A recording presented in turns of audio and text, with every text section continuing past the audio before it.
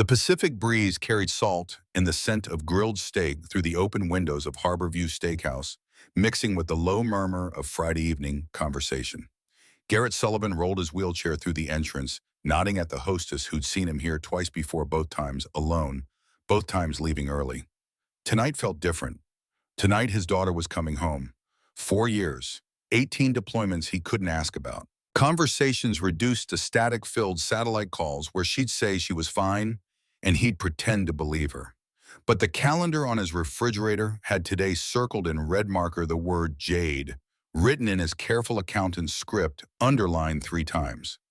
The hostess led him to the corner table he'd requested, the one with the unobstructed view of the marina where sailboats bobbed against their moorings. Garrett positioned his chair at an angle, leaving space for another seat. His hands trembled slightly as he smoothed the napkin across his lap.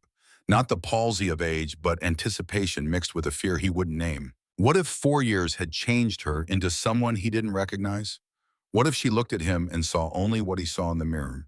Each morning, a man whose legs had stopped working in a desert half a world away, whose wife had died while he sat helpless, whose greatest act of courage now involved filing complaints with bureaucrats who didn't return his calls. The investigation into Golden Horizon Veterans Alliance had consumed 9 months of his life. 9 months of late nights squinting at tax documents, cross-referencing grant applications with financial disclosures, building spreadsheets that mapped money flowing in and disappearing into accounts that existed only on paper. He'd submitted 847 pages to Inspector General Agent Derek Flynn 3 weeks ago, each page a small rebellion against the helplessness that had defined him since the IED blast in Kandahar took his legs and eventually his marriage to normalcy. His phone buzzed. A text from Jade. "Parking now, Diesel's excited. Me too." Garrett's throat tightened. She'd brought the dog. He hadn't seen Diesel since the animal completed SEAL K9 training 2 years back, a Belgian Malinois with eyes that missed nothing and loyalty that bordered on supernatural. The Navy had paired them because Jade needed a partner who wouldn't question orders, and Diesel needed a handler who understood that survival meant trusting your team even when logic screamed a retreat. The restaurant door opened. Garrett turned, and time performed the trick it only manages during reunions and disasters. It collapsed into a single crystallized moment where past and present fused. Jade stood in civilian-clothes jeans, a navy blue Henley that hugged shoulders broader than he remembered, her dark hair pulled back in a ponytail that couldn't quite contain the wildness of 4 years lived on forward operating bases. She was scanning the room with the methodical sweep of someone trained to identify threats before threats identified her. Their eyes met. Her face broke into a smile that erased the careful control, and suddenly she was across the restaurant, kneeling beside his wheelchair, arms wrapped around him with a fierceness that spoke of too many close calls and not enough homecomings. Neither of them said anything for a long moment. Words felt inadequate, a poor translation of what 4 years of absence and survival had earned them. When they finally pulled apart, Garrett saw tears on her cheeks. Not sadness, but the overflow of relief that comes from confirming someone you love still exists outside of memory and worry. She wiped her eyes with the back of her hand, laughing at herself. "I promised myself I wouldn't cry." He reached up and touched her face the way he used to when she was small and scared of thunderstorms.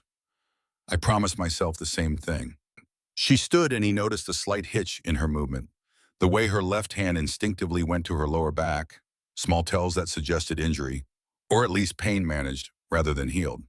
Before he could ask, a low whine drew his attention to the doorway where Diesel sat at perfect attention, watching Jade for the signal that would release him from obedience into affection.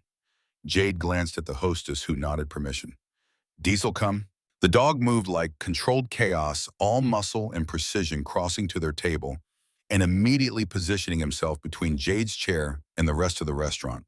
His eyes never stopped moving, cataloging exits and angles, a warrior's assessment happening behind the facade of a loyal pet. The waitress arrived with menus, pausing to admire Diesel before launching into her pitch about specials and wine pairings. Garrett ordered water. Jade asked for the same. The waitress left, and they were alone again, or as alone as you could be in a restaurant filling with San Diego's Friday night crowd. Jade leaned forward, her voice low but urgent.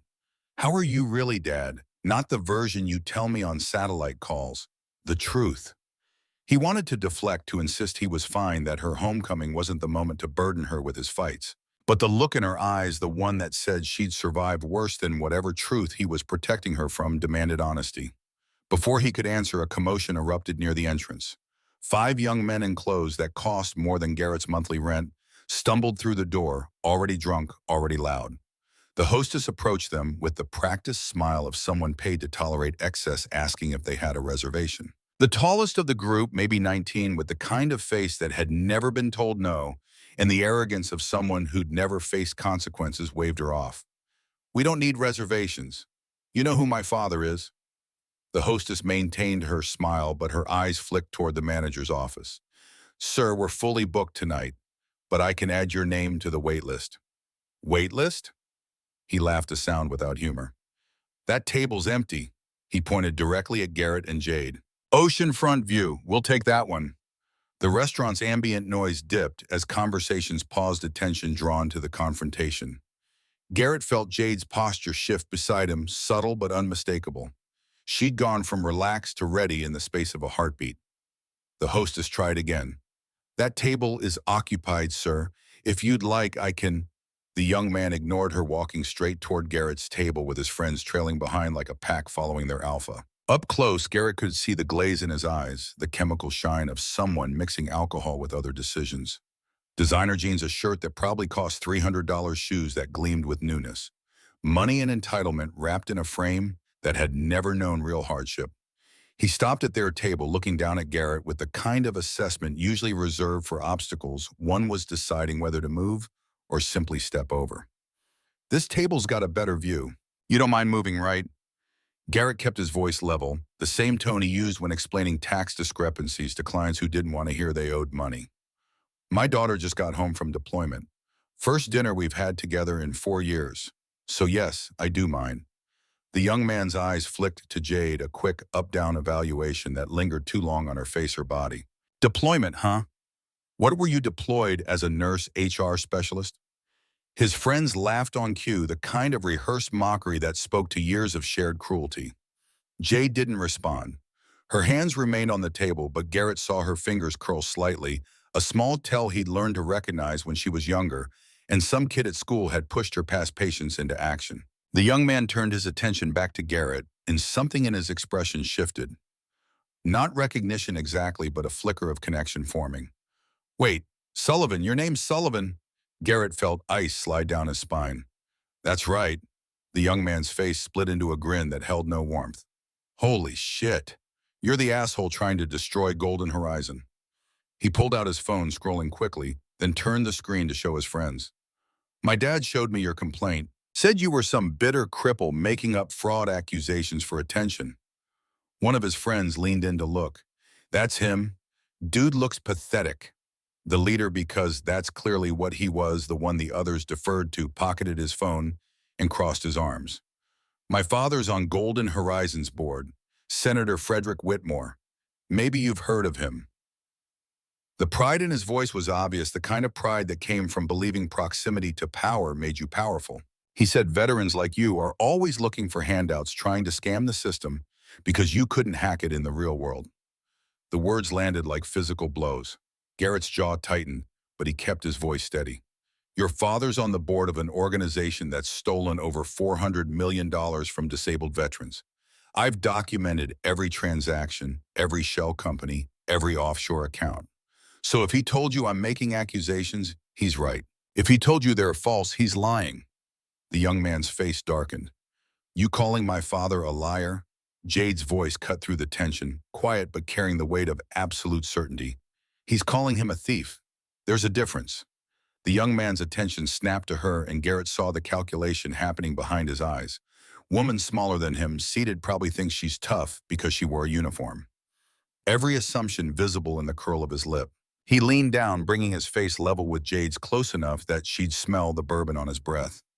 "You know what I think? I think your dad's a loser who can't accept he's useless, so he's trying to tear down an organization that actually helps veterans. And I think you're just as pathetic, coming back from whatever easy desk job they gave you, pretending you're some kind of hero." Garrett saw it happening in slow motion, the young man's throat working his mouth, pulling into that particular shape that preceded the unforgivable. The globule of saliva left his lips in a lazy arc, catching the restaurant's ambient light before it hit Garrett's face just above his left eye, warm and viscous and designed to humiliate. The restaurant went silent. Not the quiet of paused conversation, but the profound stillness that follows a violation everyone witnessed, but no one quite believes happened. Garrett sat motionless, the spit sliding down his temple toward his cheek. His hands gripped the wheelchair's armrest, knuckles white.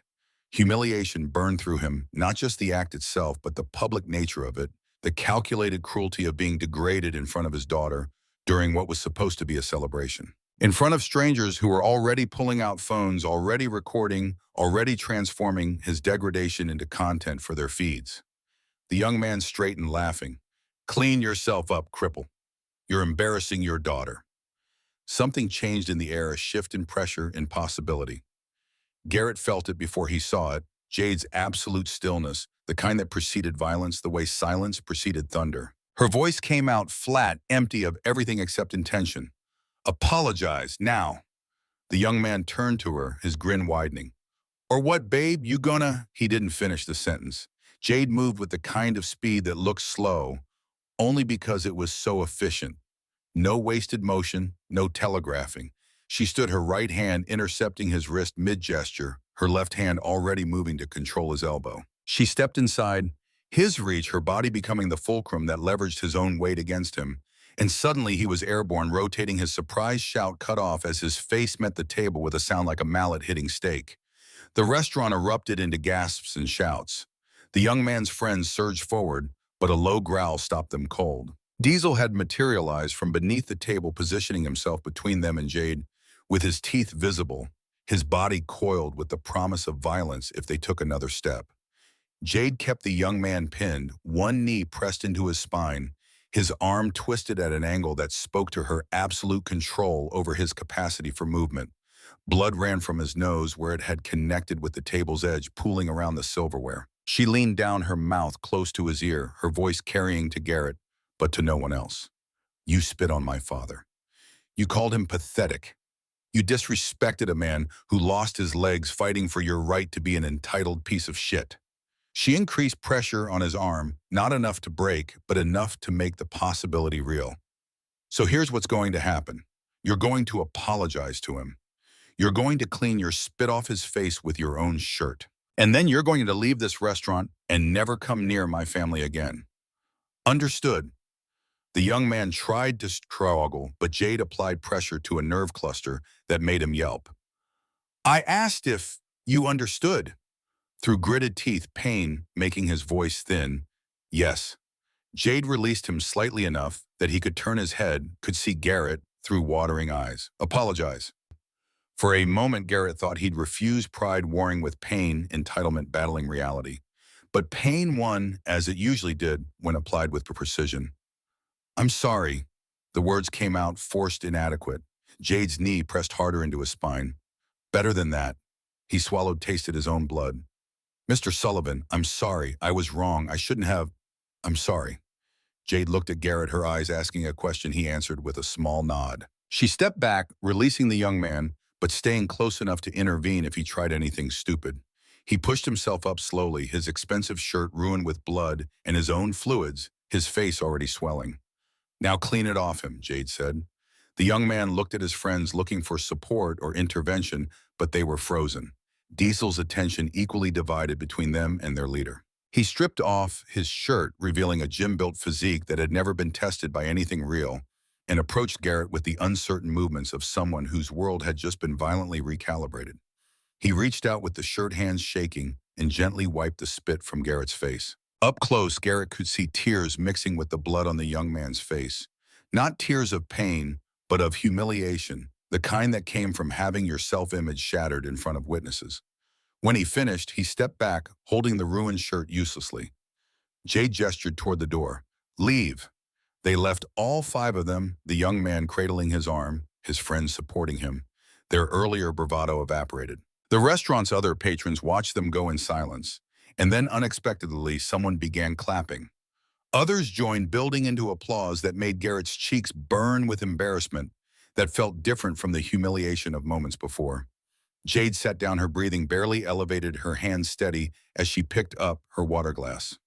Diesel resumed his position beneath the table as if nothing had happened. The manager appeared a thin man in his 50s, with worry etched into every line of his face.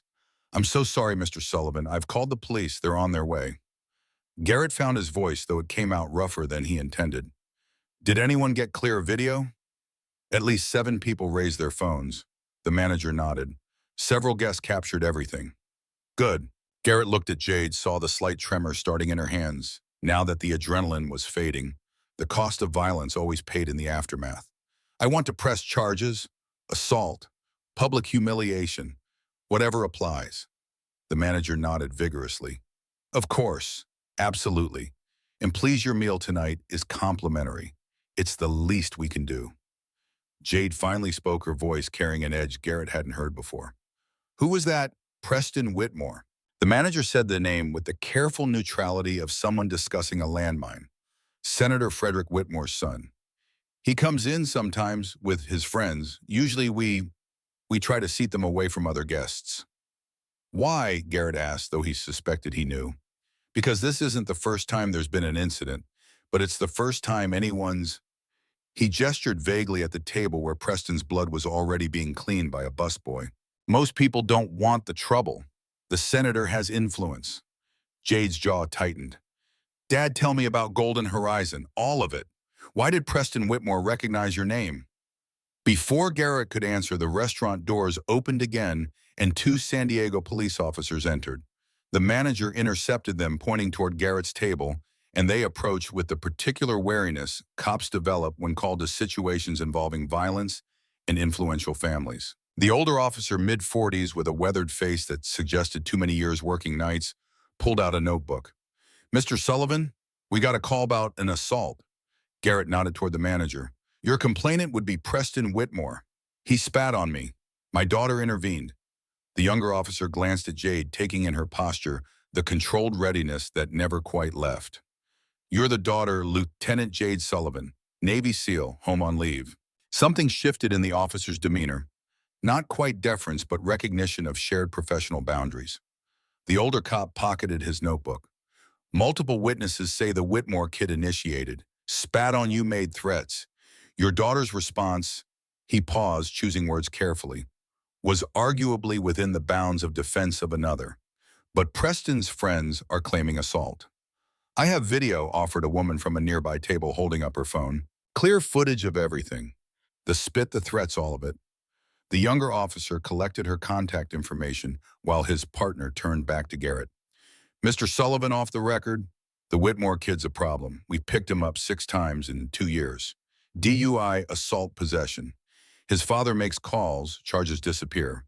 But this time, there's video witnesses and—" He glanced at Jade again. "You've got credibility. If you want to press charges, we'll file the report. Just know it might not go anywhere."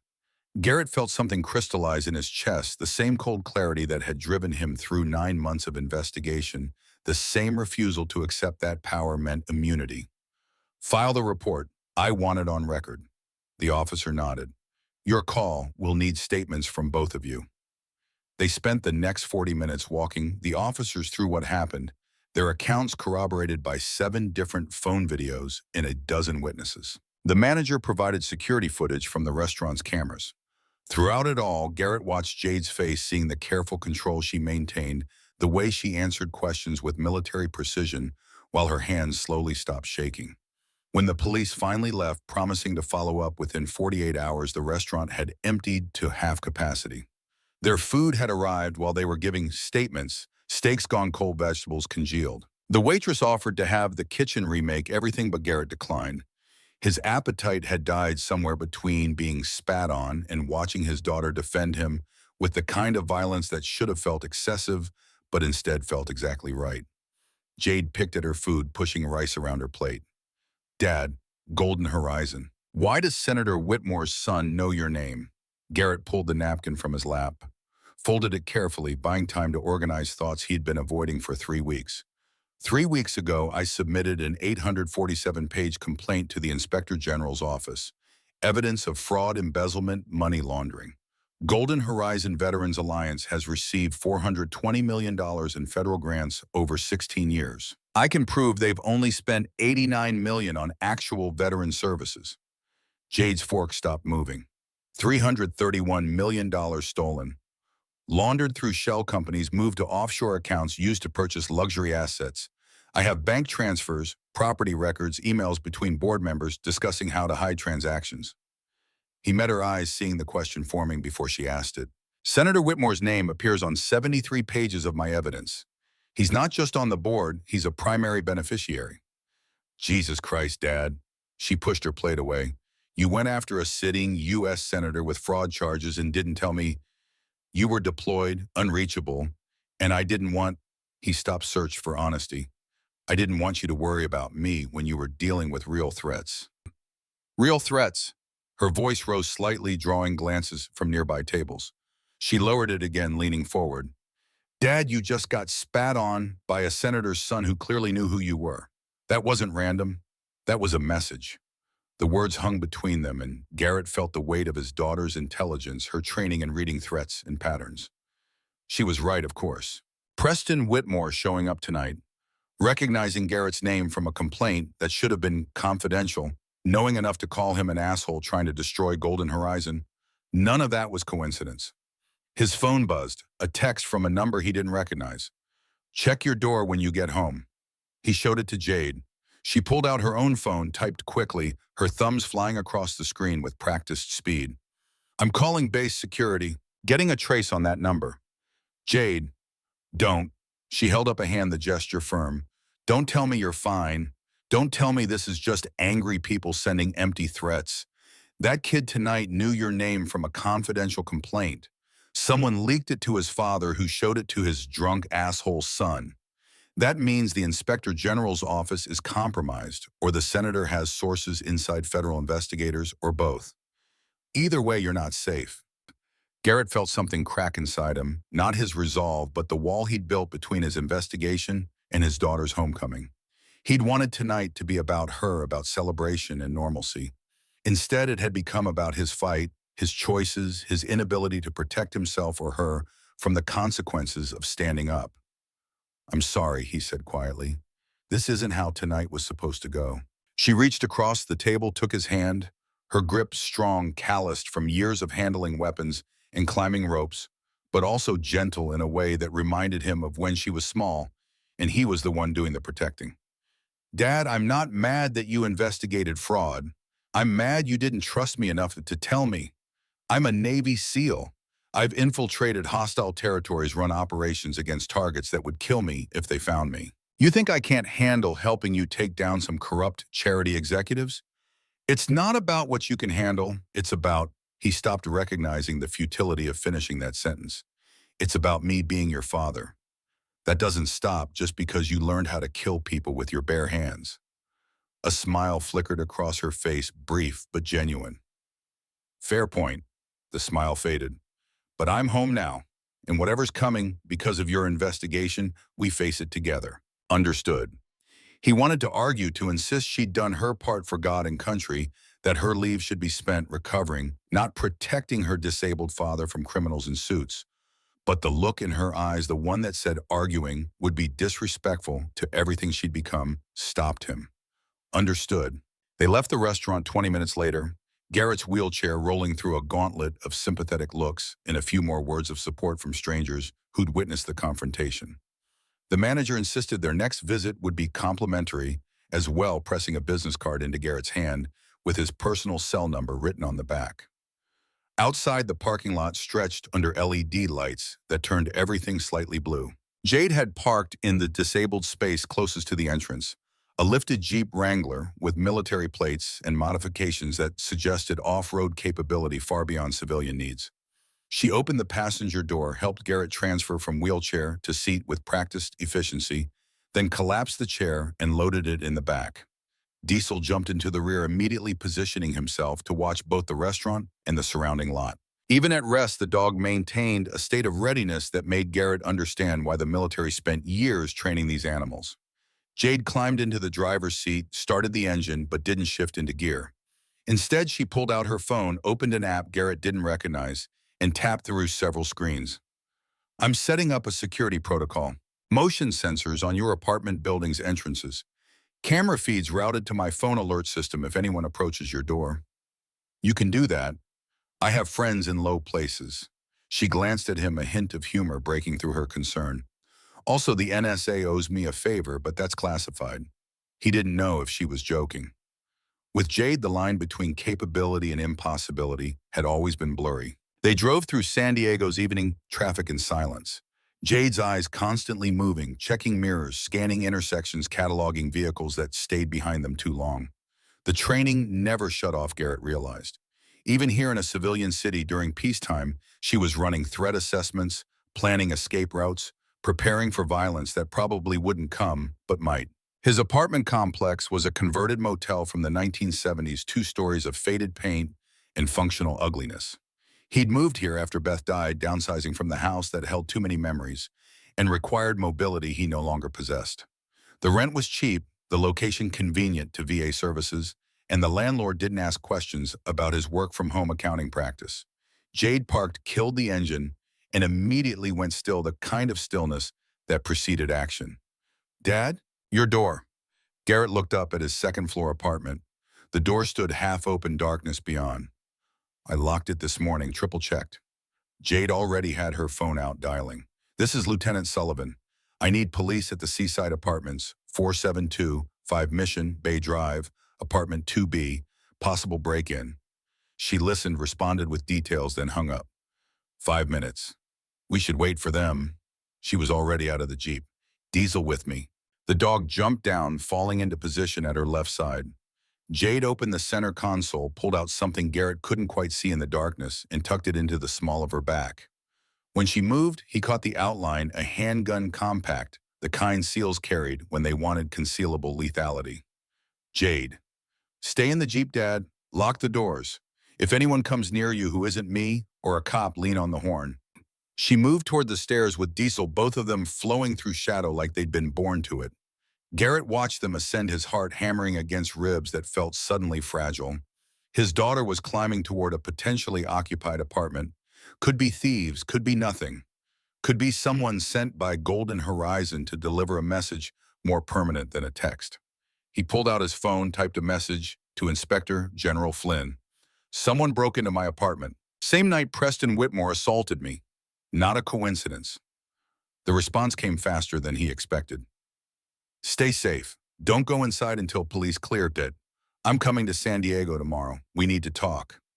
Garrett watched Jade reach his apartment door, saw her hands signal to Diesel, watched them both disappear inside. Seconds stretched. He counted them, 20, 30, 40. Each one amplified his helplessness, his inability to do anything except sit in a vehicle and wait, while his daughter faced whatever threat had violated his home. At 53 seconds, Jade reappeared in the doorway, phone to her ear. He couldn't hear what she was saying, but her body language had shifted from tactical readiness to something else, anger maybe, or disgust. 2 police cruisers pulled into the lot, lights off, moving fast but silent. 4 officers emerged, hands on holstered weapons. Jade met them at the base of the stairs, showed identification, spoke rapidly. 2 officers headed up, while the other 2 approached Garrett's Jeep. The older officer, different from the restaurant, this one maybe late 20s, with a military haircut, knocked on Garrett's window. "Mr. Sullivan, your daughter says you'll want to see this before we start processing." Garrett nodded, began the awkward process of extracting himself from the passenger seat. The officer helped without being asked, respectful but efficient, clearly familiar with disabled veterans. They retrieved Garrett's wheelchair, got him mobile, and he followed them upstairs with dread pooling in his stomach. The apartment had been ransacked. Not randomly, not the chaotic destruction of addicts looking for valuables, but systematically. Every drawer pulled and dumped, every cushion sliced open. His file cabinets emptied across the floor. They'd been looking for something specific, and they'd had time to be thorough. Jade stood in his office, really just the second bedroom, converted to a workspace, staring at the wall above his desk. Someone had spray-painted a message in red, the letters 3 feet tall, "Liars get what liars deserve." Beneath it, taped to the wall, was an envelope. Garrett wheeled closer, saw his name written in block capitals. Jade had already opened it, evidence protocol be damned, and she held out the contents with a hand that wasn't quite steady. A photograph. Garrett sitting in this very apartment, visible through the window taken from outside. The angle suggested someone had been on the fire escape close enough to watch him work, close enough to count the pages he was typing, close enough to see everything. And beneath the photo, a typed note. Withdraw your complaint by Monday or join Beth. We know where Jade sleeps. Accidents happen to Navy SEALs too. Friends of Golden Horizon. The words seemed to pulse in Garrett's vision. Beth. They had written Beth's name, weaponizing his wife's memory, threatening his daughter in the same breath. The casual cruelty of it, the precision of knowing exactly which pressures would hurt most, spoke to an organization that understood fear as a management tool. One of the officers took the photo and note, already talking about evidence bags and forensics. Another was photographing the damage, documenting the violation. But Garrett barely registered their professional competence. His mind was stuck on 3 words, join Beth. Jade crouched beside his wheelchair, her voice low enough that only he could hear. Dad, what happened to Mom? The truth, all of it. He'd known this moment would come, eventually had rehearsed various versions of this conversation during sleepless nights when the past felt more real than the present. But he'd always imagined having more time, better circumstances, a way to frame it that didn't make him sound like a conspiracy theorist or a man broken by grief into seeing patterns that didn't exist. She died in a car accident 7 years ago, brake failure on the 163 during morning commute. Lost control, hit the barrier, died instantly. The official story, the one repeated in police reports and insurance claims, the one he'd told himself until he'd started investigating Golden Horizon and patterns had emerged from chaos. But I'd started asking questions 6 months before she died. Different charity, different fraud, but similar patterns. I'd filed a complaint, done interviews with investigators. And then Beth's brakes failed on a car that had been serviced 2 days earlier, where the mechanic had specifically checked the brake lines. Jade's face went very still. You think someone killed her? I think it's possible. I think... He stopped, forced himself to continue. I think I got too close to something and they sent a message. And I spent 7 years believing it was my fault, that if I just stayed quiet, if I'd been less stubborn about demanding accountability, your mother would still be alive. She took his hand and he felt the calluses that had replaced the softness of the daughter who'd left for the Navy. That's why you kept investigating. Why you went after Golden Horizon alone. You were trying to finish what got her killed. I was trying to make her death mean something. To prove that standing up to corruption wasn't pointless even if it cost everything. One of the officers approached, evidence bag in hand. Mr. Sullivan, we're going to need you to catalog what's missing. Also, you can't stay here tonight. This is an active crime scene and honestly, it's not safe. Jade stood. He's staying with me. Ma'am, if these people know where you live. They don't. Her voice carried absolute certainty. I've been deployed for 4 years. My current residence isn't in any database they can access. And even if they find it, I have a 85-pound Belgian Malinois trained to neutralize threats, and I'm a Navy SEAL who survived worse than some corporate thugs. The officer looked like he wanted to argue, recognized the futility, and settled for making notes. We'll have patrol cars swing by every hour tonight. First sign of anything suspicious, you call 911. They spent the next 90 minutes cataloging the damage. The thieves had taken Garrett's laptop, 2 external hard drives, and every physical file related to his Golden Horizon investigation. But they'd missed the most important thing, the flash drive Garrett kept hidden inside his wheelchair's hollow frame tube, the one containing copies of everything he'd submitted to Inspector General Flynn. By midnight, they were at Jade's apartment, a Spartan 1-bedroom in a complex near Coronado that housed mostly military personnel. She'd set Garrett up on the couch, unfolding it into a bed with clean sheets that smelled like laundry detergent and the faint scent of gun oil. Diesel had claimed the floor beside the couch, positioning himself between Garrett and the door with the dedication of a guardian who took his duties seriously. Jade sat at her small kitchen table, laptop open, typing with the focused intensity of someone on a mission. Garrett watched her work, seeing Beth in the set of her jaw, the way she bit her lower lip when concentrating, the refusal to accept defeat that had defined both the women he loved most. What are you doing? He asked. Research. Preston Whitmore has 7 arrests in 2 years, DUI, assault, drug possession, vandalism, public intoxication, 2 more assaults. Every single charge dismissed. But one stands out. She turned the laptop to show him. November 2021, hit-and-run fatality. Victim was Leonard Hayes, 53-year-old homeless veteran. Witnesses said a Mercedes SUV ran a red light, struck Leonard, fled the scene. Preston Whitmore's Mercedes was found abandoned 3 blocks away, front-end damage, blood on the grille. He was arrested, charged with vehicular manslaughter. Let me guess, charges dropped. Dismissed 6 weeks later, insufficient evidence to prove Preston was driving. But here's the interesting part. She pulled up another document. Leonard Hayes had filed a complaint with the VA 2 months before he died. Complaint about Golden Horizon Veterans Alliance denying his disability housing application despite his qualifying. The connection slammed into Garrett with the force of revelation. They used Preston to kill a whistleblower. Made it look like a drunk driving accident. Maybe Preston really was just drunk and it was a coincidence. But combined with tonight, with the break-in, with the threat mentioning your wife, she closed the laptop. Dad, this isn't just fraud. This is a criminal organization willing to kill to protect itself. And you've put yourself directly in their crosshairs. He knew she was right, had known it probably since the moment he decided to submit his evidence to Inspector General Flynn. But knowing something intellectually and feeling it viscerally were different experiences. His apartment violated his daughter, threatened his wife's death. Reframed from tragic accident to possible murder, the abstract danger had become concrete, immediate, personal. I can't withdraw the complaint, he said quietly. If I do, Beth died for nothing. Leonard Hayes died for nothing. However many other veterans they've hurt or killed, all of it means nothing if I let fear win. Jade came to sit beside him on the couch, Beth Diesel's head lifting to track her movement before settling again. I'm not asking you to withdraw. I'm asking you to let me help. Really help.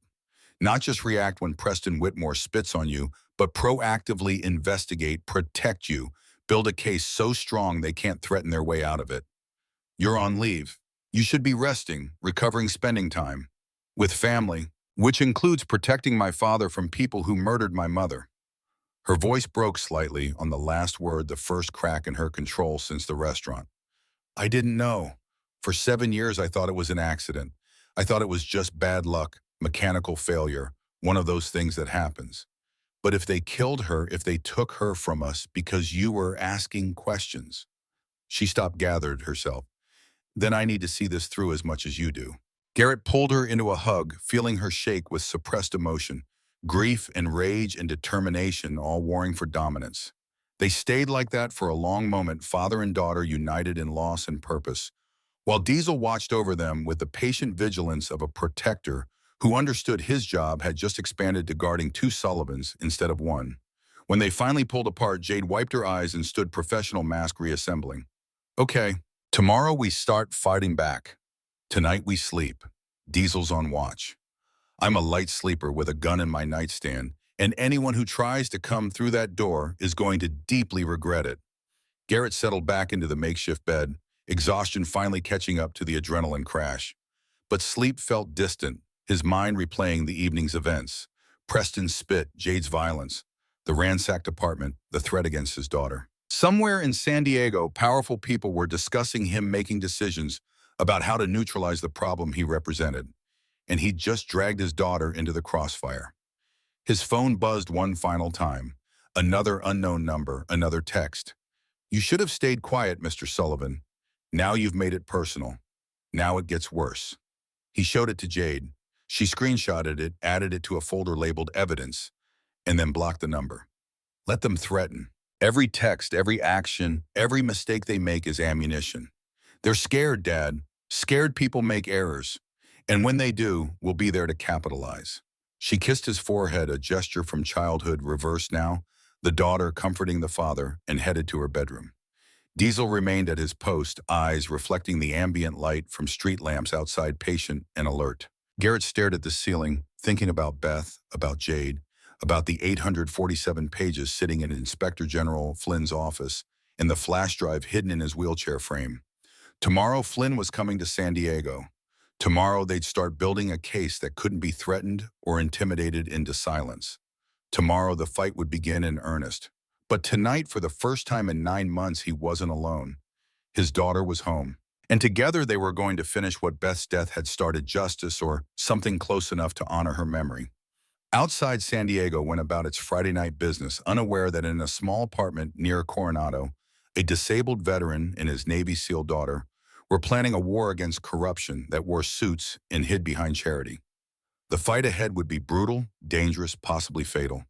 But Sullivan's didn't quit. Not when it mattered. Not when it was right. And this was the most right thing Garrett had done since the day he'd married Beth and promised to build a life worth living. Morning arrived through Jade's apartment windows like an interrogation light.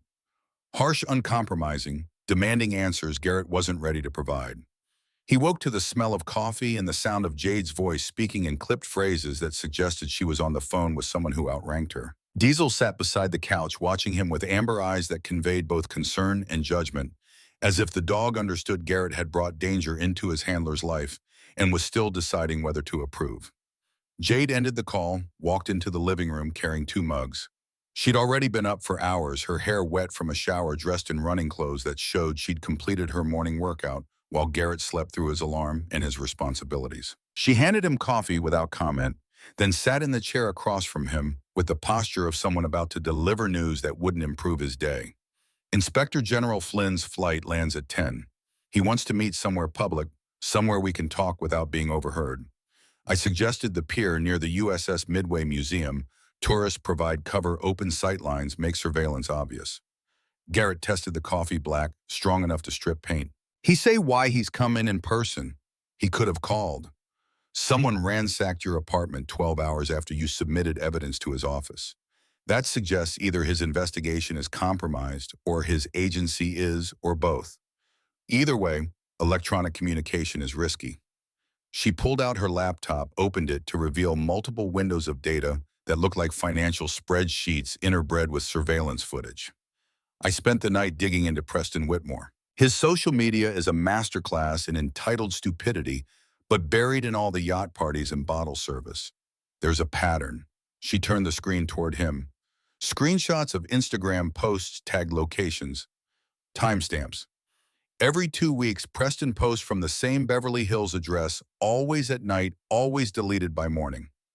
Property records show it's owned by a shell company called Meridian Holdings, LLC. And Meridian Holdings is one of the companies you flagged in your Golden Horizon investigation. Garrett leaned forward, his accountant's instincts activating. Meridian received $4.2 million in consulting fees from Golden Horizon over 3 years. Services rendered strategic advisory and stakeholder engagement, which is corporate speak for nothing. Right. But if Preston's visiting a Meridian property every 2 weeks and Meridian is paying Golden Horizon's executive director, she pulled up another document, this one showing wire transfers between accounts. Victor Blackwell, then Preston, isn't just Senator Whitmore's spoiled son. He's involved, actively involved.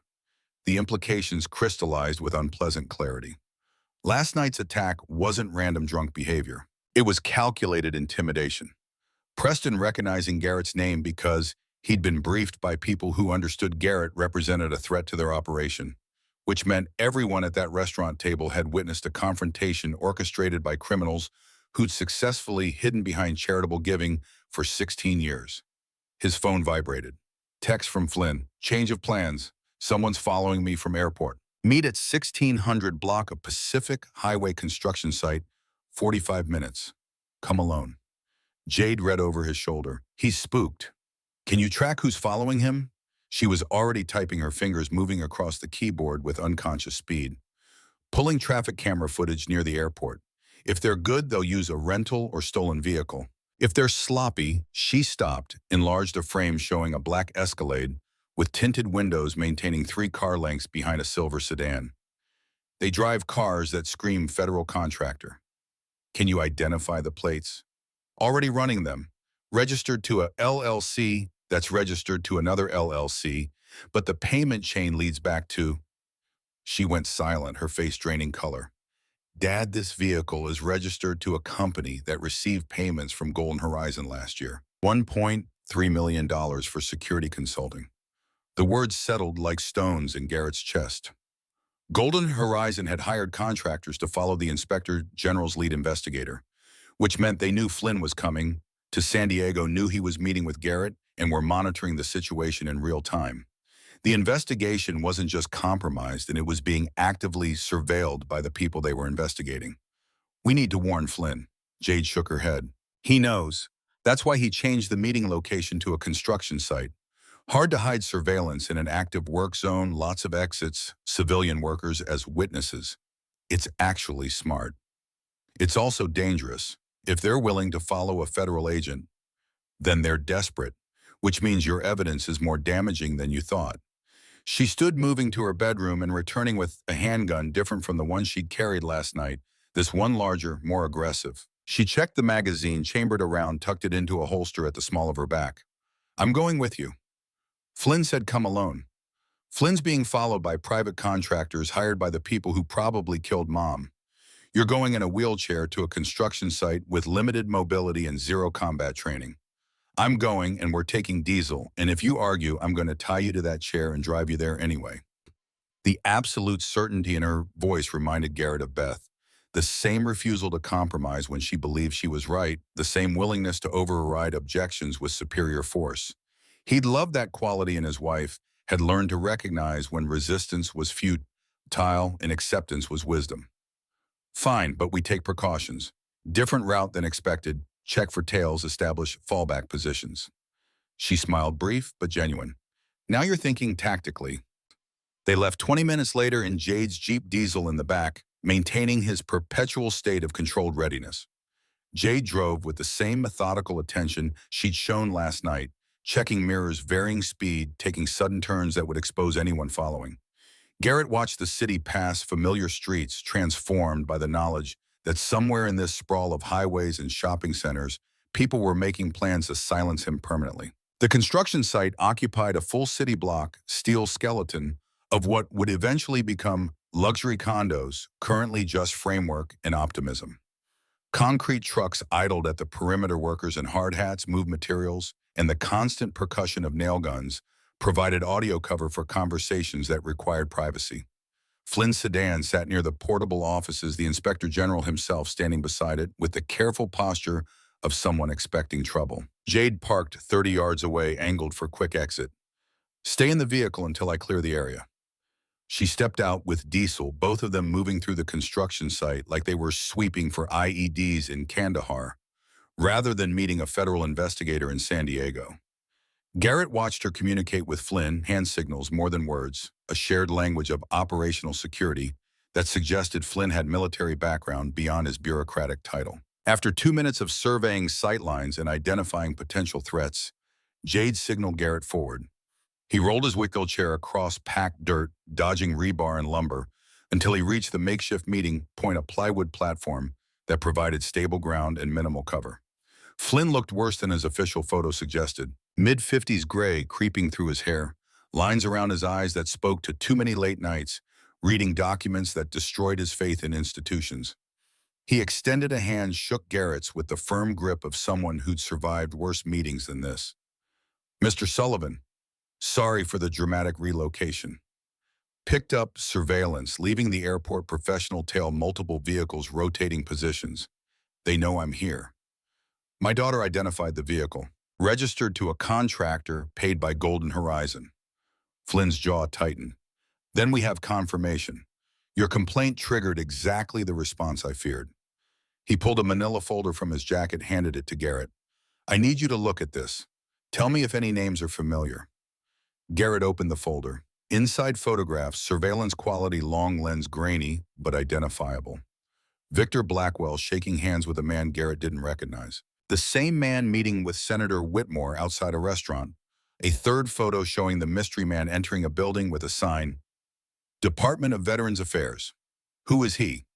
Deputy Director Thomas Reeves, second in command at the VA, oversight responsibility for all veteran charity vetting. The man who approved Golden Horizon's initial application for grant eligibility 16 years ago and every renewal since. Flynn's expression held the particular disgust reserved for betrayal from within. I've been investigating Golden Horizon for 8 months since before you submitted your complaint.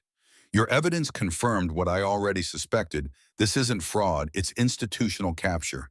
They've bought people inside the VA, inside congressional oversight, possibly inside my own agency. Jade moved closer, eyes never stopping their scan of the construction site. How deep does it go?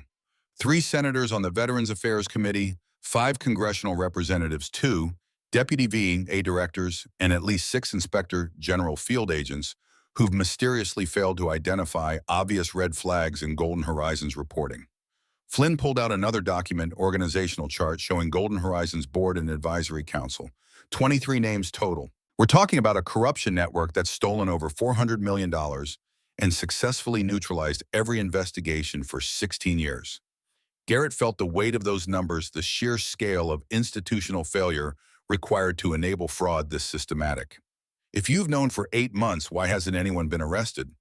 Because everyone I've tried to coordinate with either stalls the investigation or leaks details to Golden Horizon. I submit warrant requests, they get denied for insufficient evidence. I try to freeze accounts, paperwork disappears. I attempt to interview board members, they lawyer up before I can schedule meetings. Frustration bled through Flynn's professional composure. Your complaint was the first external corroboration I've received. Independent analysis, detailed financial forensics evidence compiled by someone they couldn't threaten or buy. That's why I submitted it directly to the Deputy Attorney General, bypassing the normal channels. And that's why they escalated, Jade said, ransacking Dad's apartment, threatening me, having Preston Whitmore assault him publicly. They're trying to discredit him before the evidence reaches someone who can act on it. Flynn nodded. Which is why I'm here. To tell you face to face that your life is in immediate danger and to offer you a choice. He looked directly at Garrett, the weight of authority behind his words. Withdraw your complaint, disappear into protective custody for 6 months while I try to build a parallel case using your evidence as foundation. Or stay testify at the congressional hearing scheduled for next Friday and become the public face of this investigation, knowing that Golden Horizon will use every resource to destroy your credibility and possibly end your life. The choice wasn't really a choice. Garrett had understood at the moment he decided to submit his evidence. Running meant abandoning Beth's memory, validating the fear that had kept other victims silent, allowing corruption to continue, because fighting it required more courage than he possessed. Staying meant risking everything, but it also meant standing for something larger than his own survival. Before he could answer, Diesel's low growl cut through the construction noise. The dog had gone rigid, focused on the eastern perimeter of the site where a white cargo van had pulled up, engine running, but no workers emerging. Jade's hand moved to the weapon at her back. Flynn, how many vehicles were in your tail? 3 that I counted, black Escalade, gray Suburban, and white cargo van. Jade was already moving, positioning herself between Garrett and the van, her body language shifting from alert to combat ready. Dad, get back to the Jeep, now. The van's rear doors burst open. 6 men emerged dressed in construction worker clothes, but moving with the coordinated precision of tactical operators. They spread out, attempting to look casual, but their formation betrayed training, establishing crossfire positions, cutting off exit routes, boxing in the plywood platform, where Garrett, Jade, and Flynn stood exposed. Flynn pulled his service weapon, a Glock that looked small and inadequate against 6 armed contractors. Federal agent, identify yourselves. None of them responded. They continued advancing, hands moving inside jackets toward weapons not yet visible but clearly present. Construction workers nearby began noticing some retreating toward vehicles, others pulling phones to record whatever was about to happen. Garrett's wheelchair felt like an anchor, rendering him immobile while violence approached with methodical certainty. Jade stood in front of him, Diesel at her side, vibrating with controlled aggression, both of them ready to fight, but outnumbered 3-1. The lead contractor, tall maybe 40 with a scar bisecting his left eyebrow, stopped 10 yards away. Mr. Sullivan, you need to come with us. Nobody needs to get hurt. Jade's voice came out flat, empty of inflection. Approach any closer, and I put 3 rounds in your center mass before your friends can draw. You're one SEAL with a handgun. We're 6 contractors with body armor and automatic weapons in the van. Math isn't in your favor. Math assumes I care about surviving. I don't. I care about protecting my father. Which means I'm willing to trade my life for yours, and you're not willing to die for a paycheck. Different motivations produce different outcomes. The contractor's confidence flickered, not fear exactly, but recalculation. Jade had shifted the dynamic from tactical assessment to willingness to embrace mutual destruction, and that changed equations in ways training manuals couldn't address. Flynn stepped forward, badge visible. This is a federal investigation. You're interfering with official business. Stand down or face felony charges. Your investigation's been shut down, Flynn. Check your email. You've been reassigned to the Anchorage field office effective immediately. Someone else is handling Golden Horizon now. Flynn pulled his phone, checked, and Garrett saw his face go pale. That's impossible. I didn't receive any reassignment orders. He stopped reading the screen. This was sent 20 minutes ago from the Deputy IG's office, because that's how long it took after your flight landed for word to reach people who matter. You're done, Flynn. Walk away, or we make you walk away. Jade's hand tightened on her weapon. Dad, Jeep, now. Garrett started rolling backward, but his wheelchair's wheels caught on uneven ground, tipping the chair sideways. He grabbed the armrest, tried to balance, felt gravity winning. Then Jade was there, one hand steadying the chair while keeping her weapon trained on the contractors, demonstrating the kind of multitasking that came from years of operating in environments where failure meant death. Diesel guard. The dog moved to position himself directly in the contractor's path, teeth visible, a low rumble building in his chest that promised violence if they advanced. The lead contractor pulled a taser from his jacket, not lethal but effective against animals trained to attack. Last chance, Sullivan. Come voluntarily or we extract you involuntarily. Your choice determines how much your daughter suffers. The threat hung in air, thick with diesel exhaust and tension. Garrett saw the calculation in Jade's eyes, the same assessment he'd watched her make last night. How many could she neutralize before they overwhelmed her? What price would she pay to protect him? How far would she go to honor her promise that they'd face this together? He made the decision before she could. I'll go with you, just don't hurt my daughter. Dad, no. Jade, stand down. He met her eyes, trying to communicate everything he couldn't say with armed contractors watching. Trust me, I have a plan. Don't throw your life away for mine. These men aren't going to hurt me. They need me alive to withdraw my complaint, which means I have leverage. The lead contractor smiled. Smart man, smarter than his federal friend here. He gestured to two of his team. Bring Sullivan. Carefully, boss wants him undamaged. They approached Garrett's wheelchair with professional competence, beginning to unfasten the brake. Jade looked like she was calculating angles for a suicide charge, and Garrett knew he had seconds before she did something brave and fatal. Then Flynn's phone rang. The inspector general answered, listened, and his expression transformed from defeat to something harder. Understood. Yes, sir. Immediately. He ended the call, looked at the lead contractor with renewed authority. Release Mr. Sullivan. You've got about 90 seconds before FBI tactical teams arrive to arrest you for kidnapping a federal witness. The contractor laughed. Federal witness to what? Your investigation just got shut down. Not my investigation. Deputy Attorney General's investigation. Turns out when you submit evidence of corruption involving sitting senators, it goes straight to DOJ. And when contractors hired by the target of that investigation attempt to kidnap the primary witness in broad daylight. He checked his watch. You trigger automatic federal response protocols that I don't have authority to stop even if I wanted to. Sirens rose in the distance, multiple vehicles approaching fast. The contractors exchanged glances, their formation breaking as individual survival instincts overrode team cohesion. The lead contractor stepped back from Garrett's wheelchair, hands raised in a gesture that wouldn't save him but might reduce his sentence. This isn't over, Sullivan. You just made it personal. It's been personal since you murdered my wife 7 years ago. Now it's just mutual. The words came out before Garrett could stop them, raw and honest and probably stupid. But they hit the contractor like a physical blow. Not guilt, but recognition that he was facing someone who'd accepted loss and transformed it into purpose. Dangerous people weren't the ones with nothing to lose. Dangerous people were the ones who'd already lost everything and decided making the other side pay was worth whatever came next. 3 FBI SUVs crashed through the construction site, perimeter agents spilling out with weapons drawn, and tactical vests identifying them as hostage rescue team. The contractors didn't resist smart enough to know that fighting federal agents carried life sentences, while kidnapping charges might be negotiated down with expensive lawyers and political connections. Within minutes, all 6 men were zip-tied and being loaded into vehicles. The FBI's lead agent, a woman in her late 30s with the bearing of someone who'd spent time in military special operations before transitioning to federal law enforcement, approached Garrett with an evidence bag. "Mr. Sullivan, I'm Special Agent Rebecca Thornton. Deputy Attorney General Harrigan sent me to establish protective detail for you and your family. We need to relocate you to a secure facility while we process the kidnapping attempt and prepare your testimony for next Friday's hearing." Jade stepped forward, defined secure facility. Federal Safe House rotating security teams communication protocols designed to prevent leaks. Standard witness protection procedures for high-value testimony in corruption cases. Thornton looked at Jade with the recognition of one operator assessing another.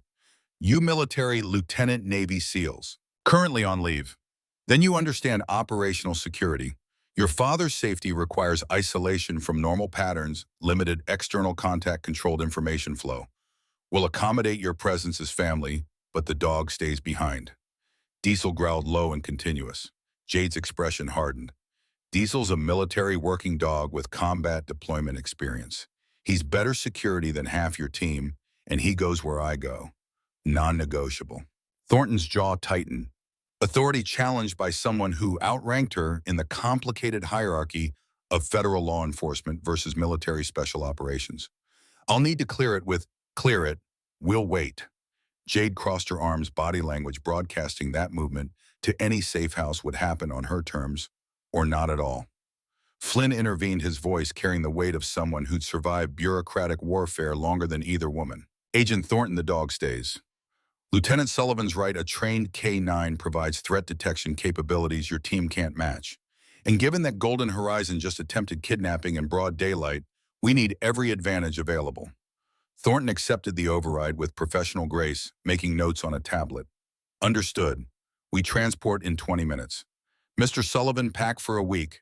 Bring nothing electronic, phones, laptops, tablets, all stay behind. We'll provide secure devices at the safe house."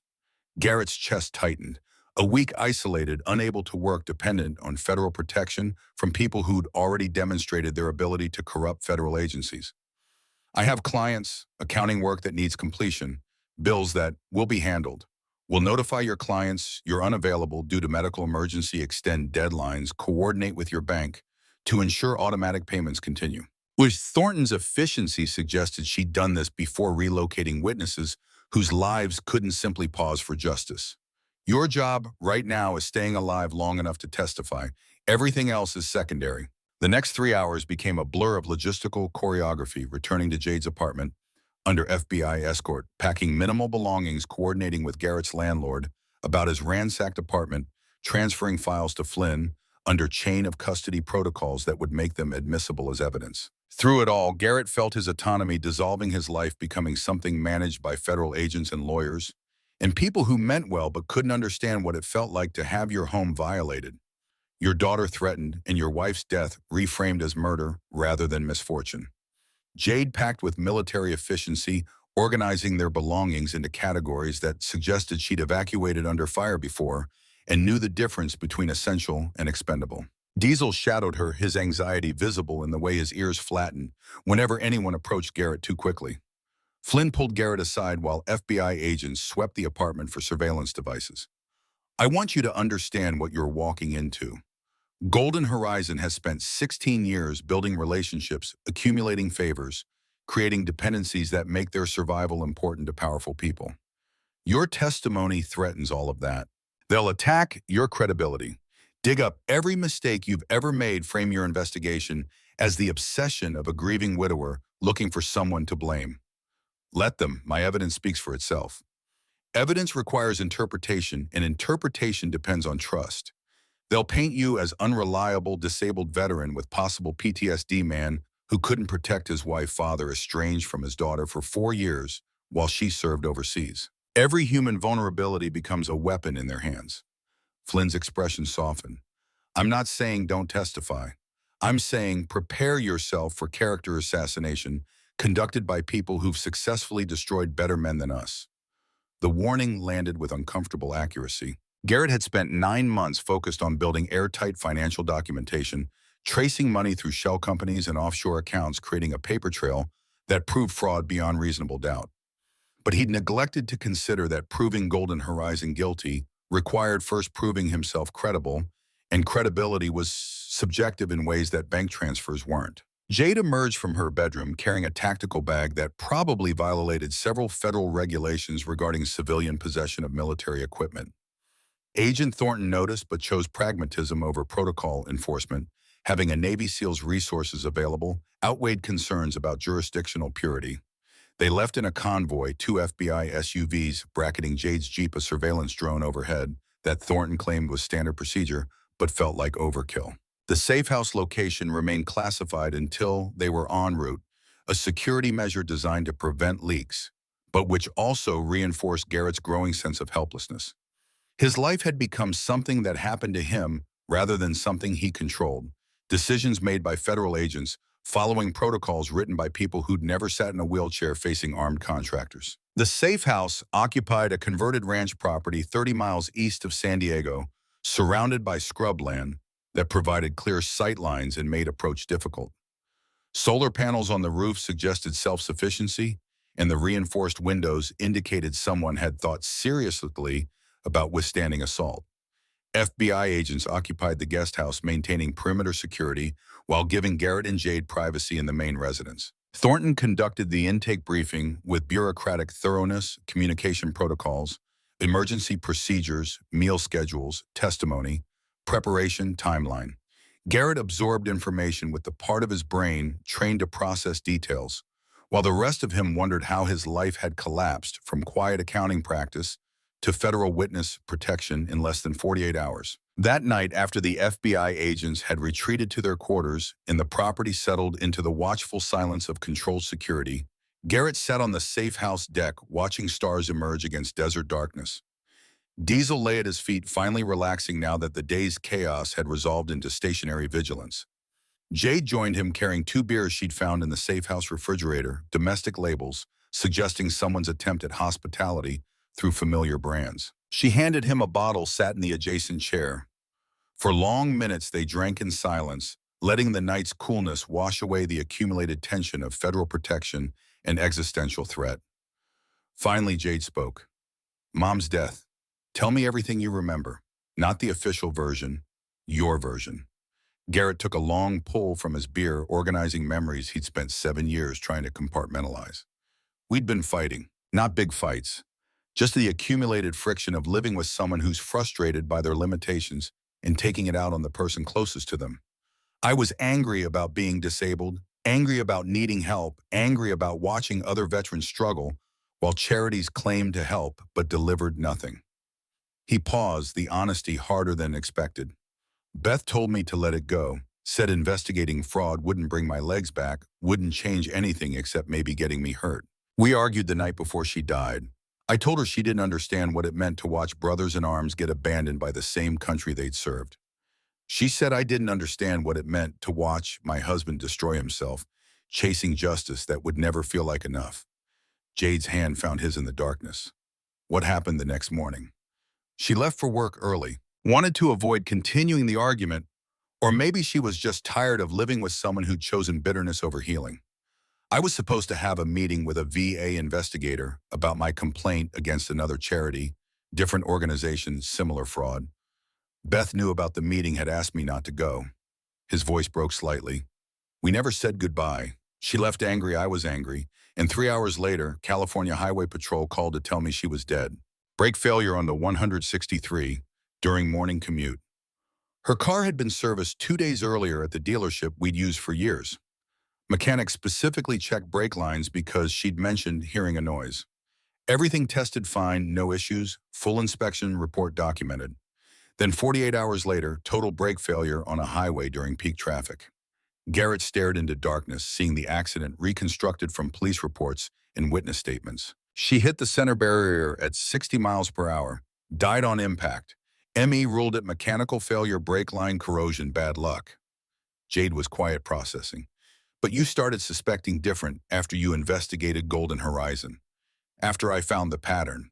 8 other deaths connected to veterans who'd filed complaints against Golden Horizon or affiliated charities. Car accidents, suicides, medical emergencies, all ruled accidental or natural, all occurring within 6 months of their complaints becoming active investigations.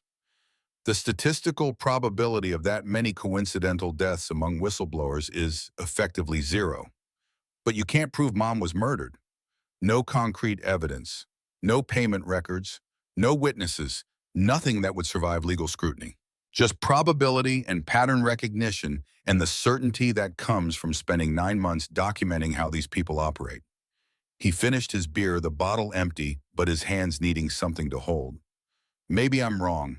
Maybe she really did die from mechanical failure. Maybe I'm a grieving widower creating conspiracy theories because accepting random tragedy is harder than believing evil can be fought and defeated. Jade squeezed his hand. Or maybe you're right, and these people murdered Mom because you threatened their operation and now they're trying to do the same to us. She stood and moved to lean against the deck, railing her silhouette sharp against starlight.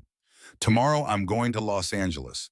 That Beverly Hills address where Preston posts every 2 weeks, I'm going to surveil it, identify who comes and goes, build a target package. Jade, that's not your job. You're on leave. Let the FBI. The FBI just got Flynn reassigned to Alaska and missed 6 contractors preparing to kidnap you in broad daylight. I love Agent Thornton's confidence, but federal bureaucracy moves at federal speed, and we've got 6 days before your testimony. 6 days for Golden Horizon to discredit you, threaten witnesses, or arrange an accident that makes your evidence inadmissible. Her voice hardened with resolve. I'm not sitting in a safe house waiting for them to act. I'm gathering intelligence that gives us leverage when they try. Garrett wanted to argue to insist she prioritize safety over action, but the hypocrisy was obvious. He'd spent 9 months pursuing Golden Horizon, knowing the risks, refusing to stop despite threats and danger.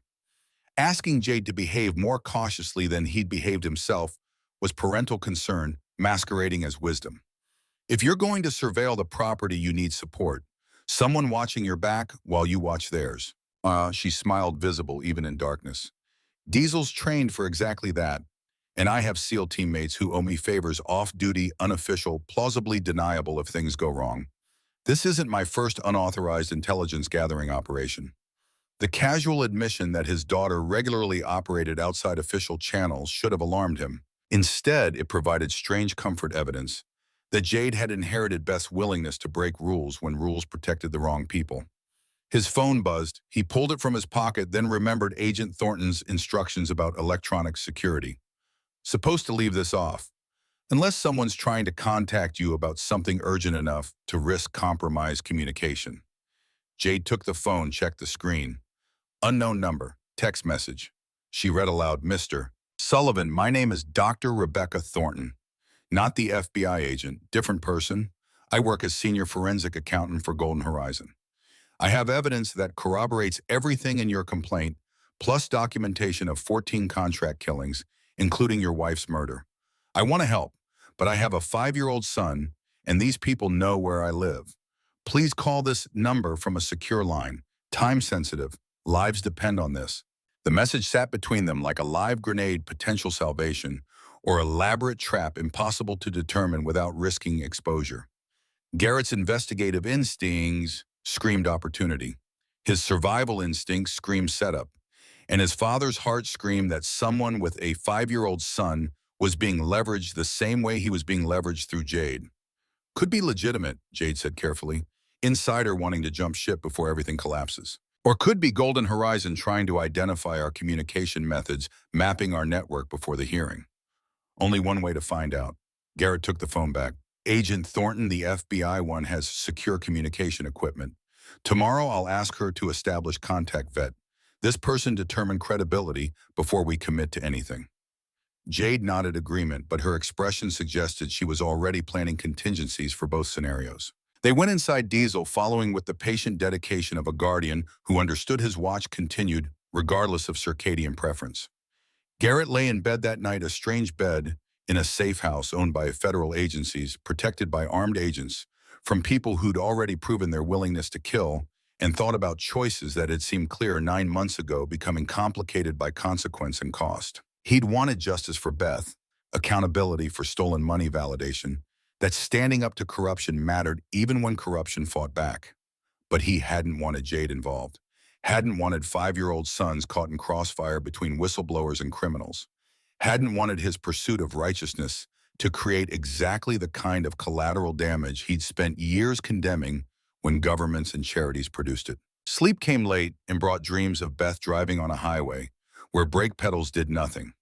Her face calm because she didn't know yet that mechanical failure would arrive in 60 seconds, that her husband's investigation would cost her life, that justice delayed would be justice denied until their daughter came home and chose combat over safety. He woke at dawn to the sound of Jade already running perimeter circuits with Diesel, both of them maintaining fitness and readiness, because warriors understood that readiness was the only luxury available when survival became professional responsibility rather than assumed outcome. Agent Rebecca Thornton, the FBI.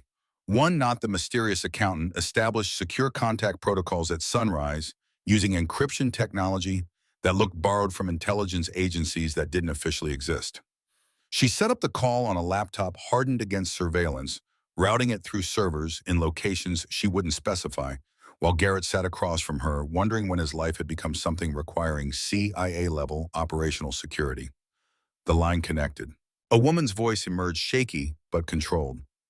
"Mr. Sullivan, this is Dr. Rachel Brennan, Senior Forensic Accountant at Golden Horizon. I need you to understand, I'm risking my son's life making this call." Garrett glanced at FBI Thornton, who nodded permission to engage. "Dr. Brennan, how do I know you're legitimate and not Golden Horizon trying to map my network?"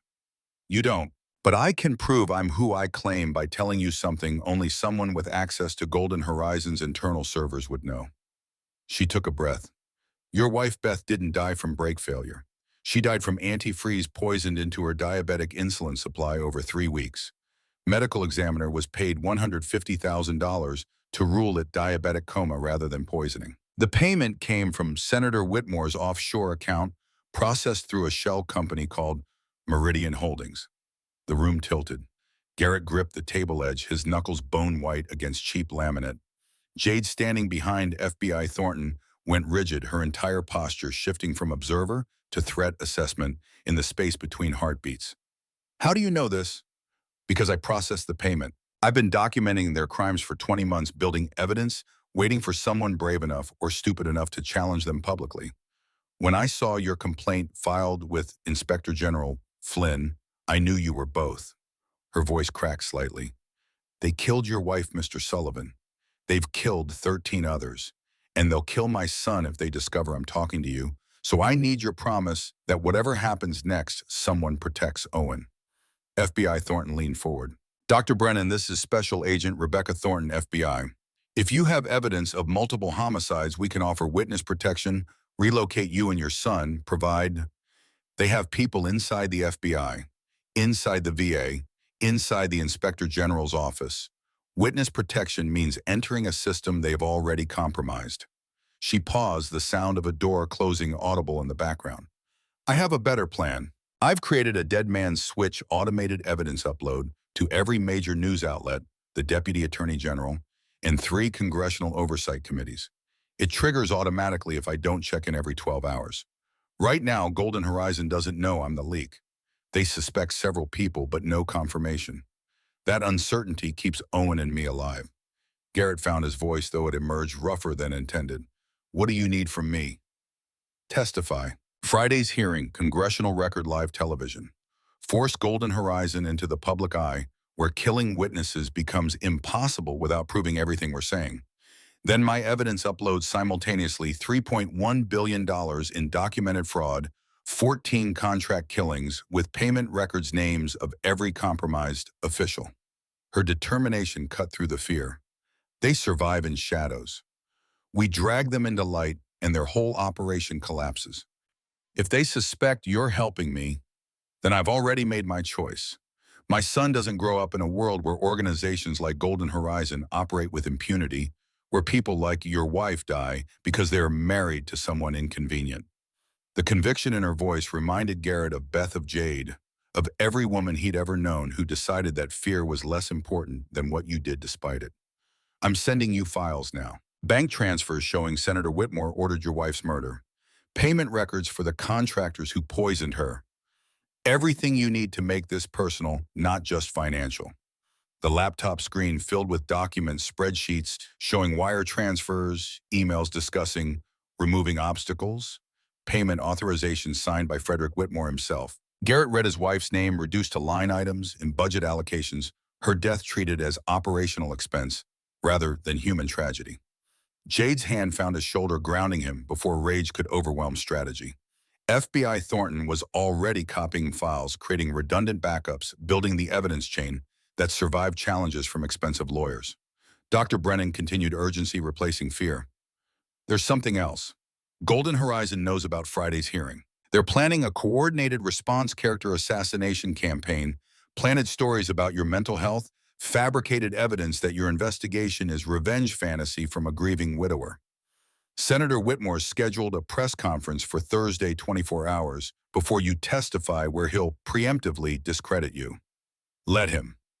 Garrett's voice came out harder than he'd heard it in years. Let him stand in front of cameras and call me crazy. Because when I testify Friday with bank records showing he murdered my wife, his press conference becomes evidence of consciousness of guilt.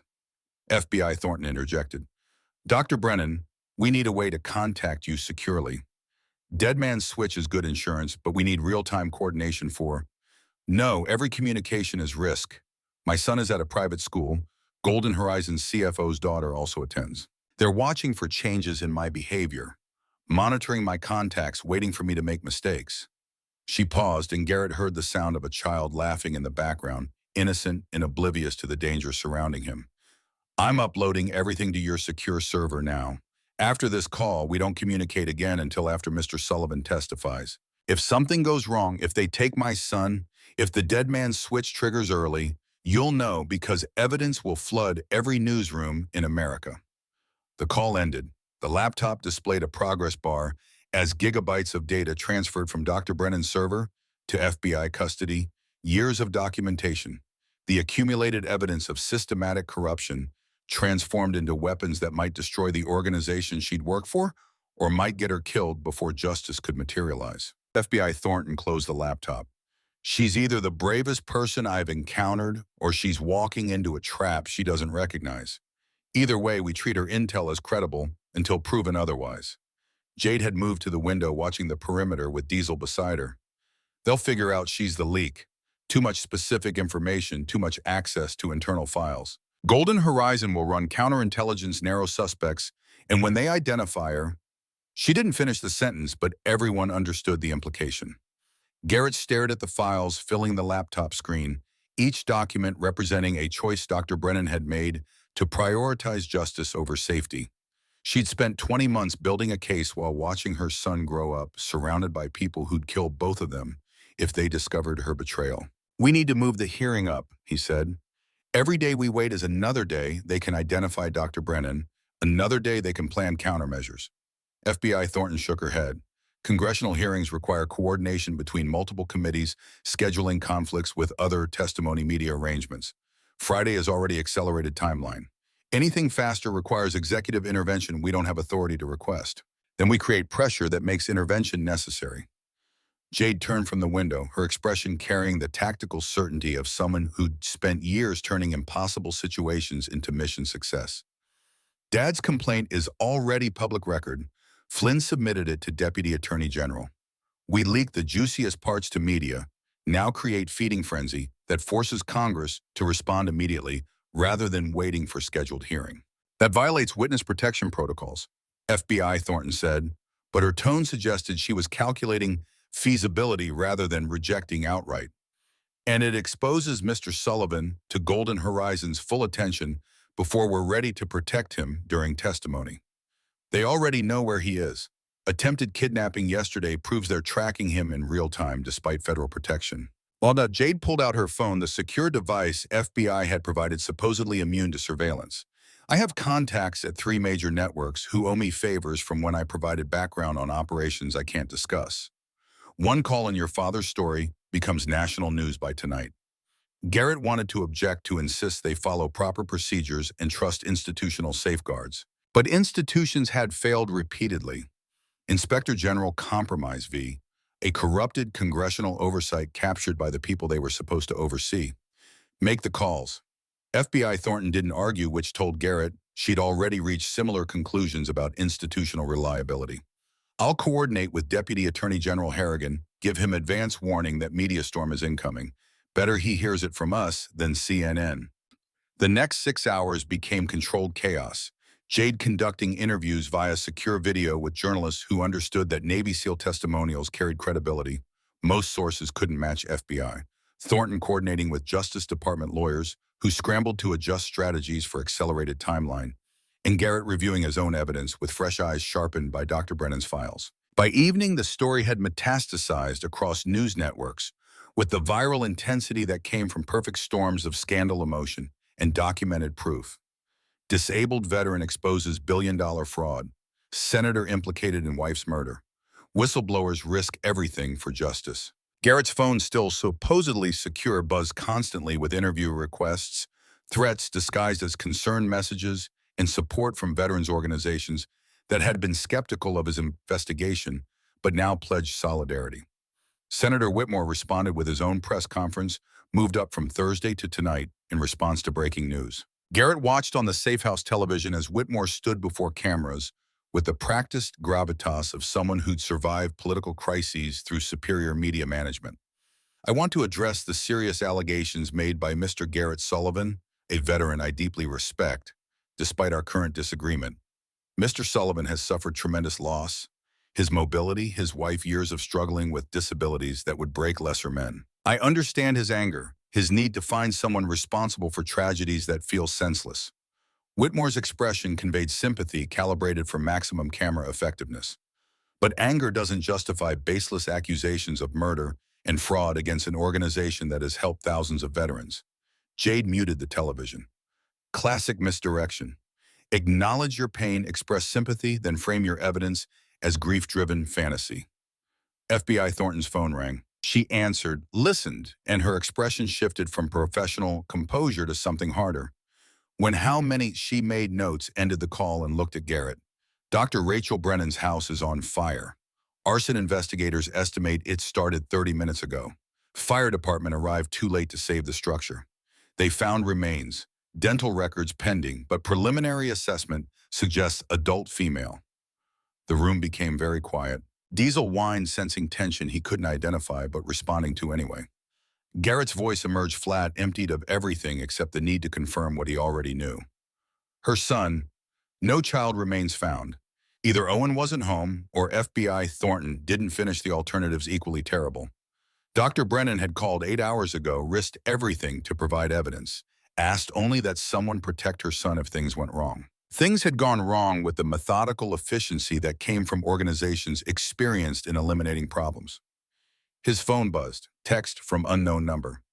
Dr. Brennan's dead man switch just triggered, evidence uploading to news outlets now. But her son is alive, we have him. Withdraw your testimony. Friday or Owen Brennan dies the same way his mother did. You have until Thursday midnight to decide. The message included a photo young boy, maybe 5 years old, crying zip-tied to a chair in a room with concrete walls and no windows. Owen's face carried the particular terror of children who'd watched their world collapse into nightmare they couldn't comprehend or escape. Jade read over Garrett's shoulder, her breath catching.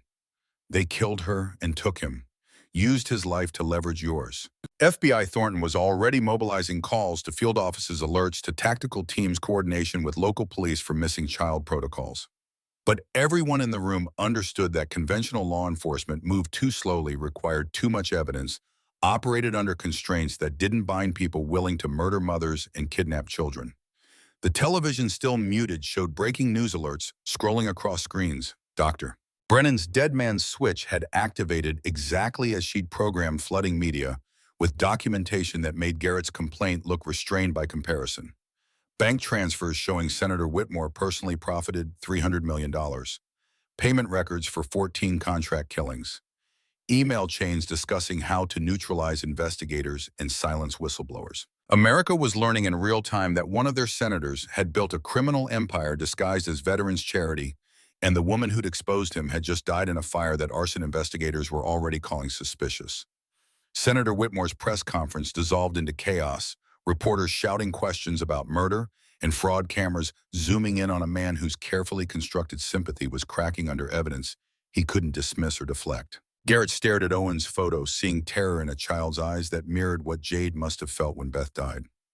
What every family member felt when violence arrived and took someone they loved. The equation was simple, brutal, inescapable. Testify Friday and Owen died. Withdrawal and Dr. Brennan's sacrifice meant nothing. 14 murders remained unpunished, and corruption survived because fear worked better than justice. Jade's voice cut through his spiral. We find him. Deadline is Thursday midnight, that's 28 hours. Enough time to locate and extract one 5-year-old from captivity. FBI Thornton looks skeptical. This is a federal kidnapping. We follow protocols, contact tracing, digital forensics, coordinated search with local jurisdictions. Your protocols got Dr. Brennan killed and her son taken. Jade's expression hardened into something Garrett recognized from the restaurant when she'd faced Preston's gang. Golden Horizon doesn't follow rules. They murder and kidnap because they've corrupted the systems designed to stop them. So we operate outside those systems. Lieutenant Sullivan, I understand your frustration, but unauthorized tactical operations against American citizens on domestic soil violates everything except the oath I swore to protect Americans from threats foreign and domestic. Owen Brennan qualifies as American who needs protecting. She turned to Garrett. Dad, you have contacts from your investigation. People you interviewed, veterans who shared information about Golden Horizon's operations. Anyone mention facilities they use, properties owned by shell companies? Garrett's mind raced through 9 months of conversations, documents, reviewed patterns noticed but not understood at the time. 3 properties stood out. Industrial warehouse in Port of Los Angeles, supposedly used for equipment storage but requires security clearance to access. Ranch property in Riverside County owned by Meridian Holdings where Preston Whitmore posts photos. And an office building in Beverly Hills that Golden Horizon lists as satellite headquarters but has no employees working there. Jade pulled up maps on her tablet. Warehouse's 2 public port authority has surveillance worker traffic makes secret detention impossible. Ranch property is possible, but isolated requires long transport time. My money's on the Beverly Hills building. If you're holding a kidnapped child, you take him somewhere that appears legitimate, where evidence can be sanitized quickly if necessary. FBI Thornton's phone rang again. She answered, her expression shifting from bureaucratic frustration to something harder. Understood. We're moving now. She ended the call, looked at Garrett. Deputy Attorney General Harrigan just issued formal authorization for hostage rescue operation. FBI hostage rescue team is mobilizing, but they need 4 hours minimum to assemble and deploy from Quantico. Owen doesn't have 4 hours to waste waiting. Jade was already moving, checking her weapon, calling Diesel to position. They gave us 28-hour deadline, knowing federal response takes longer than that. By the time HRT arrives, Owen's either dead or relocated. Lieutenant, I cannot authorize unsupported tactical operation. Then don't authorize it. Arrest me after I bring Owen back alive. Jade stopped at the door, looked at her father with expression that asked permission he didn't have authority to grant but would give anyway. Dad, I need you to trust I can do this. Not hope I can trust with absolute certainty that I'm capable of rescuing one child from one building. Every parental instinct screamed at Garrett to forbid this, to insist she wait for official teams with proper backup. But those instincts assumed his daughter was civilian who needed protection rather than warrior who provided it. Bring him home, Jade. She nodded once, acknowledgement and promise combined, then was gone. Diesel at her heels, both of them flowing into darkness with the purposeful silence of predators who'd spent years perfecting the art of controlled violence. FBI Thornton stared at the door. She's going to get herself killed. Maybe, but she's also the best chance Owen has. Garrett rolled his wheelchair to the window, watching Jade's Jeep accelerate down the dirt road with lights off. My daughter doesn't fail missions. The next hours stretched with the particular agony of waiting while someone you love walks into danger you can't protect them from. FBI Thornton coordinated with hostage rescue team, providing them intelligence from Dr. Brennan's files about the Beverly Hills building's layout and security systems. Garrett reviewed evidence for his testimony, trying to distract himself from calculating all the ways Jade's rescue attempt could end badly. At 10:37 p.m., Garrett's secure phone rang. Jade's voice emerged, slightly breathless but controlled. Package secure. Heading to your location. Advise FBI to have medical standing by Owen's dehydrated and traumatized, but physically unharmed. Relief hit Garrett like physical force. You're okay. Minor laceration, nothing serious. Diesel took a taser meant for me, but he's functional. We had company 4 contractors, all alive but requiring medical attention themselves. She paused and Garrett heard a child crying in the background. Dad Owen keeps asking for his mother. I told him she's waiting for him, didn't have the heart to. Her voice broke slightly. I didn't know what else to say. You saved his life. That's enough for now. The rest we figure out together. She arrived 40 minutes later carrying Owen wrapped in her tactical jacket. The boy had cried himself into exhausted silence, his face swollen from tears and fear. FBI Thornton immediately took custody, coordinating with the child services while EMTs checked Owen for injuries. Jade sat heavily, wincing as she moved. The laceration on her arm was deeper than she'd admitted, requiring stitches, but she'd ignored it during the extraction. Diesel limped to his water bowl, the taser hit having affected his mobility, but not his determination. How many contractors? 4 providing security, 2 more arrived during extraction.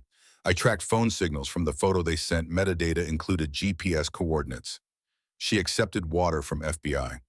Thornton drank half the bottle. Infiltrated through rooftop access, located Owen in a 3rd-floor office, converted to holding cell. Extraction took 11 minutes total. FBI Thornton's tablet buzzed. LAPD just raided the building. Found evidence of Owen's detention, plus documentation that Golden Horizon's been using the location for meetings that don't appear in any official records. His phone buzzed. Another unknown number. You think rescuing the boy changes anything? Withdraw your testimony or we escalate beyond anything you've imagined. He showed the message to FBI Thornton. She read it, her expression hardening. They're desperate, Doctor. Brennan's evidence is demolishing their credibility. Media's treating this as scandal of the decade. And now we've recovered their hostage. They're losing control. Jade stood. Then we don't stay here. We relocate to position they can't anticipate. Naval Amphibious Base Coronado. Military installation with armed sentries, controlled access, and several hundred SEALs who get personally offended when people threaten their teammates' families. FBI Thornton considered pragmatism winning over procedure. Make the arrangements. We move at 0400. The next hours blurred into preparation and relocation, coordinating with Navy officials who didn't ask questions when told a SEAL needed support, moving Garrett's evidence to secure locations that existed in gray zones between military and civilian authority. Owen Brennan was placed with emergency foster services under assumed name, protected by federal marshals. Senator Whitmore held another press conference Thursday afternoon, this time flanked by lawyers who carefully parsed every word. He called Dr. Brennan's evidence fabrication, called Garrett's investigation harassment, called the entire scandal politically motivated. But the anger in his voice betrayed him. Federal prosecutors announced criminal investigations. Congressional colleagues who'd supported him suddenly discovered scheduling conflicts. The architecture of protection he'd built was disassembling as people decided proximity to scandal outweighed loyalty. Thursday night, Garrett sat in bachelor officer quarters on Coronado reviewing testimony he'd deliver in 18 hours. The words felt inadequate. Dry recitation of financial fraud couldn't capture the human cost. Jade entered carrying coffee. You ready? I don't know. 9 months building this case and now it feels insufficient. She sat beside him, took his hand. Then don't just recite numbers. Tell them about Mom. Tell them what it's like to watch your wife die, thinking it's tragedy, then learn years later it was murder. Tell them about Dr. Brennan, who spent 20 months documenting crimes knowing discovery meant death. Tell them about Owen, who's 5 years old and doesn't understand why men with guns took him. Her voice carried intensity that suggested she understood testimony wasn't just evidence presentation, but moral witness. Make them feel it, Dad. Make it impossible for them to hide behind procedural detachment. He revised his testimony, adding personal narrative to financial documentation, weaving Beth's story through the evidence. By midnight, he had something that felt true, not just factually accurate, but emotionally honest about cost of corruption measured in human lives. Sleep came fitfully. He woke at 5 a.m. to Jade already in dress uniform. Navy whites with ribbons representing deployments she couldn't discuss, transformed from tactical operator to official representative. Showing Congress what SEALs look like when we're not in combat zones, she explained. Reminding them that you're not isolated, disabled veteran, you're father of someone who's proven her credibility.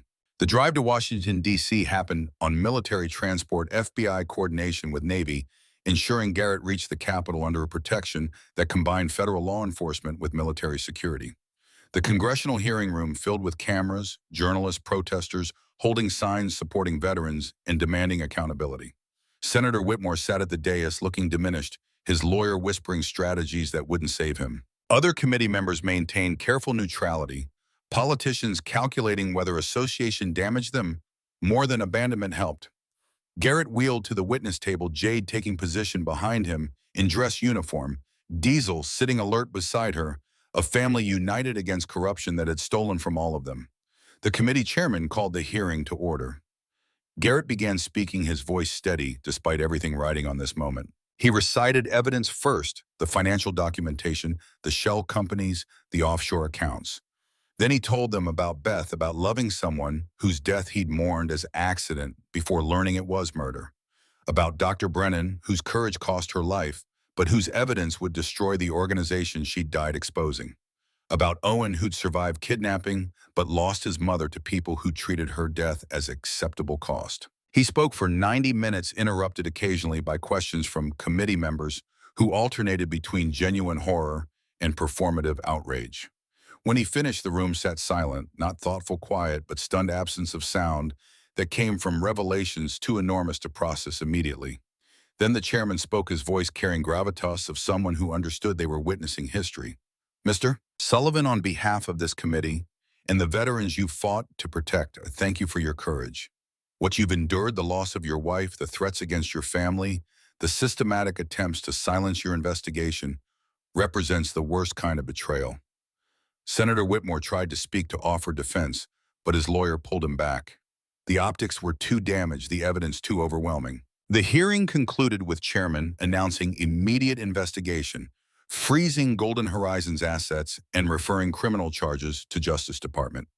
FBI agents approached Senator Whitmore with arrest warrant charges, including fraud, money laundering, conspiracy to commit murder. He was cuffed and led from the chamber while cameras captured his humiliation. Outside, Garrett faced media demanding interviews. He kept it brief. Beth Sullivan died because I asked questions, Doctor. Rachel Brennan died because she answered them. This isn't about me or Golden Horizon. It's about whether America protects veterans who protected America, or whether we allow their sacrifice to be monetized by criminals. The quote crystallized complex scandal into moral clarity that transcended partisan division. Veterans organizations rallied support. Congressional members who'd accepted Golden Horizon donations scrambled to return money. 3 weeks later, federal prosecutors had secured indictments against Senator Whitmore, Victor Blackwell, and 47 others connected to Golden Horizon. $3.1 billion was recovered and redistributed to actual veteran services, housing grants, medical care, education programs that had been denied while executives bought vacation properties. Garrett sat in the safe house living room, paperwork spread before him.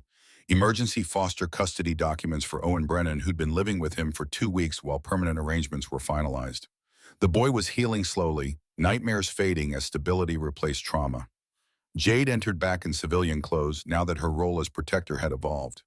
She'd been working with veterans organizations, translating her tactical skills into advocacy work. Owen's asking about adoption timelines again.